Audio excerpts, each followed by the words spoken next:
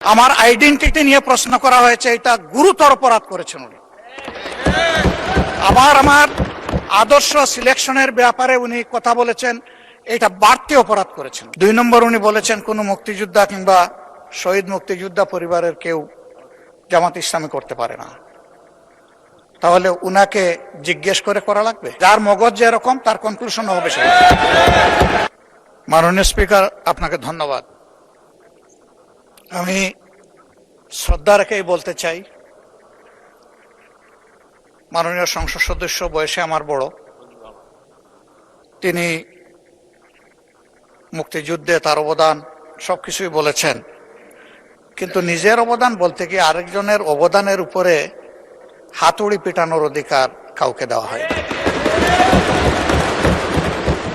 তিনি পার্সোনালি আমাকে হার্ট করেছেন। তিনি বলেছেন যে আমি বলে থাকি আমি শহীদ মুক্তিযোদ্ধা পরিবারের সদস্য, তাহলে ইনি এটাকে চ্যালেঞ্জ করছেন। 2 নম্বর, উনি বলেছেন কোন মুক্তিযোদ্ধা কিংবা শহীদ মুক্তিযোদ্ধা পরিবারের কেউ জামাত ইসলামী করতে পারে না। তাহলে উনাকে জিজ্ঞেস করে করা লাগবে? এটি আমার নাগরিক অধিকার। আমি কোন দল করব, কোন আদর্শ আমি অনুসরণ করব, এর উপর হস্তক্ষেপ করার ন্যূনতম কোনো অধিকার রাষ্ট্র কিংবা সংবিধান কাউকে দেয়নি। আমি এটার তীব্র নিন্দা জানাই।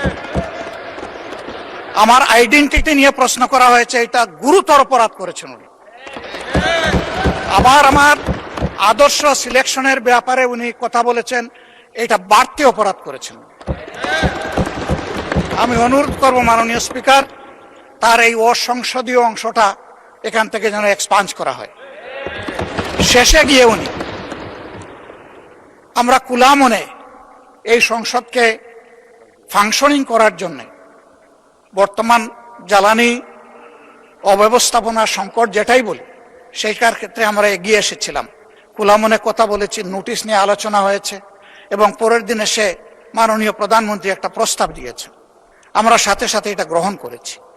তিনি এইটাকে শেষ পর্যন্ত কনক্লুশন টানলেন কি দিয়ে? হ্যাঁ, যার মগজ যেরকম তার কনক্লুশন হবে সেটা।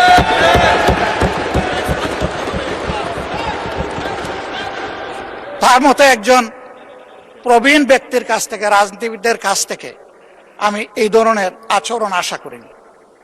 আমরা এখানে প্রথম দিনই বলেছি ভালো কিছু শিখতে এসেছি। কাউকে হিট করা, গালি দেওয়া, এর মাধ্যমে বড় কিছু অর্জন করা যাবে না। কিছু গোলাবাজি হতে পারে বড় জোর, কিন্তু তার চাইতে বেশি কিছু হবে না। আর সাধারণত যুক্তি যখন ফুরিয়ে যায়, মাথা তখন গরম হয়ে যায়। একটা প্রবাদ আছে, রেগে গেলেন তো হেরেই গেলেন। আমরা সবাই মিলে হারতে চাই না, আমরা সবাই মিলে জিততে চাই।